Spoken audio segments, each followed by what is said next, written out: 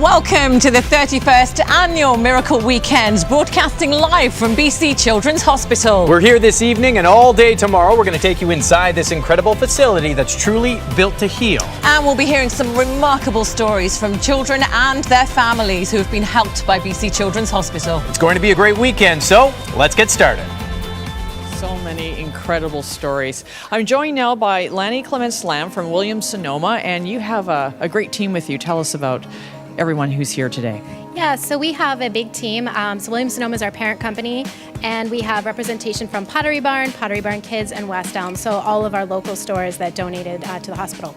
I know all the employees have been hard at work. Tell me how you raised your funds. Yeah, so our campaign is in November, and we ring through the tills, so asking customers for donations, selling off product for the hospital. And then this year, we connected with all of our local vendors who come in and do pop-up shops in our stores, and they all donated at least $25, which was amazing to see that local support from the community.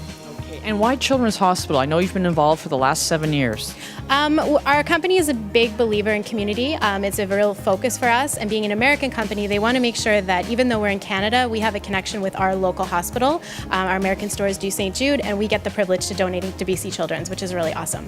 That is awesome. All right. Okay, so let's flip that check.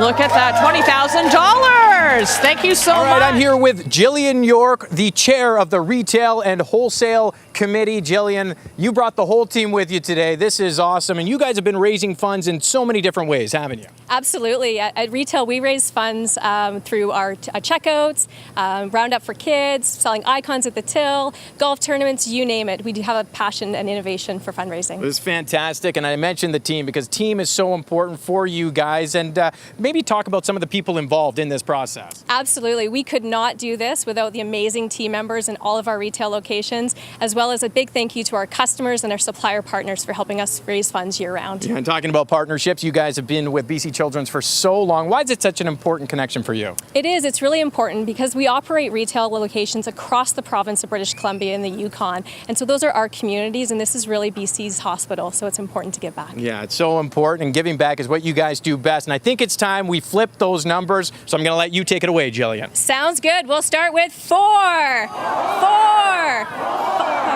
6, 4, 5, 9, 6. Woo! Thank you, thank you.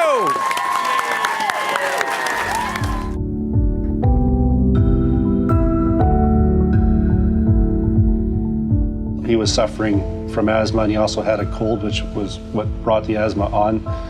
He woke up in the wee hours of the morning, and we gave him a whole bunch of shots of his puffer to try to see if we can help him out. And it was about 3 a.m. when we got to Children's Hospital. We got up to the counter. While we were standing there, he collapsed, and I yelled out for help. A fellow came, grabbed him with one arm, and a whole bunch of people showed up, and they started CPR on him right away. There's no pulse, and he's not breathing. And once that started to happen, I realized I had to phone Rachel right away. I was sort of expecting to be like, okay, yeah, we're in the room now and we're getting treated. And then for him to say that, and they're trying to get his heart started again, it definitely scary. It took about 15 minutes of resuscitation, and then first going into the ICU was such a shock to see him hooked up to so many machines. The first thing that I noticed was his chest was rising so high because they had him hooked up to an oxygen machine, and the machine was breathing for him. When he left, he was Colton, and then it's just terrifying seeing your child like that. And it never crossed my mind that he had lost oxygen and would have a brain injury. The brain is quite dependent on supply of oxygen and sugar, glucose, and if it's deprived of either for more than 3 to 5 minutes, you can start to see some effects similar to a stroke. He lost his speech, he started losing his vision, and then, the paralysis set in on, especially on his left side. He lost the ability to walk and everything, and then it was like all of a sudden he couldn't do anything anymore. Once he was well enough and the asthma was gone, and they transferred him over to Sunny Hill to start his rehabilitation there. Each therapist would see him once a day and start working on just the simple things of getting him out of bed into a wheelchair. He started to blossom really fast. And just, a sense of relief, maybe, just maybe he'll be who he was before. Ready for some more? Here it comes. On a daily basis, he could do something different, and he was regaining some of his strength. He was able to stand up and then eventually stand on his own.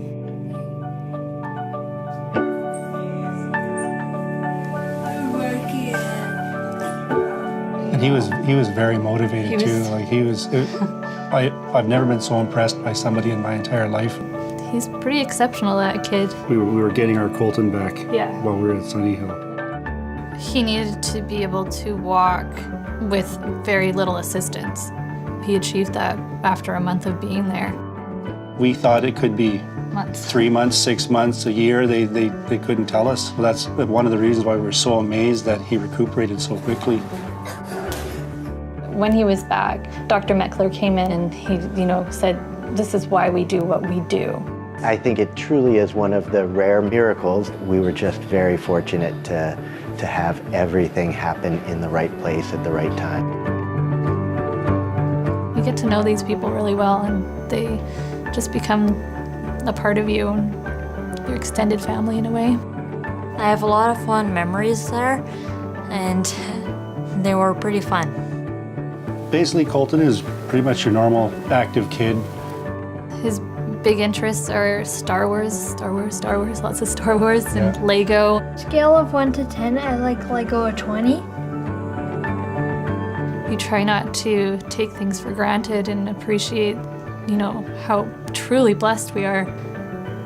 Things can change in just an instant. And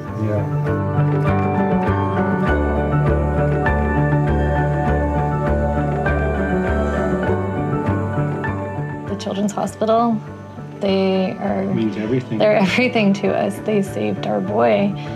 We knew from early on that was the only place to go.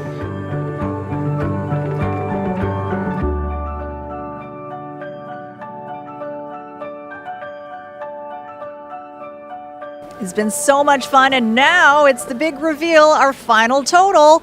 Are you guys all ready to shout out the numbers with us? Yeah, you are. All right. It's going to get loud. Let's take a look at the screen. Okay, here we go, everyone. Bring us the numbers. 8, 7, 8, 5, 0, 0. 21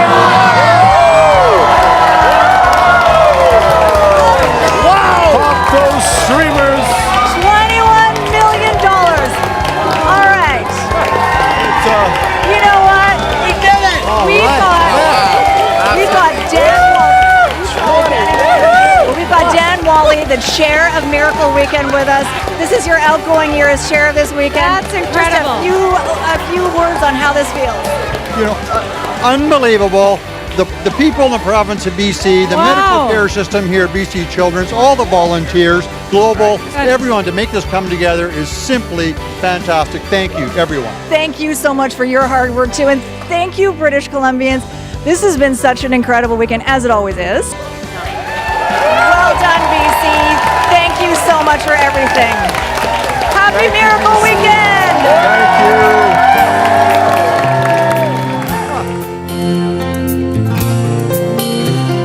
Angels are smiling, lifted by love, awed by the children, exploring their world of pure innocence.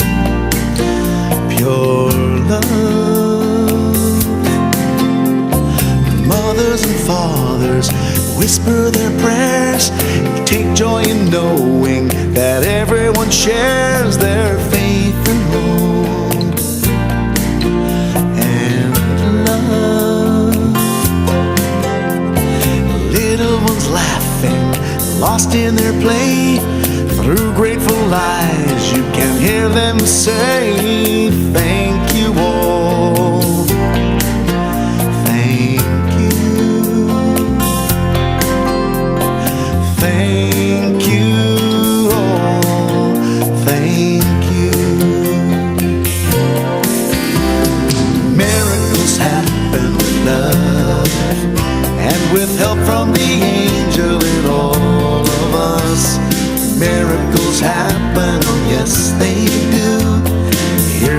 someday one happens for you, and the peace comes to you from above.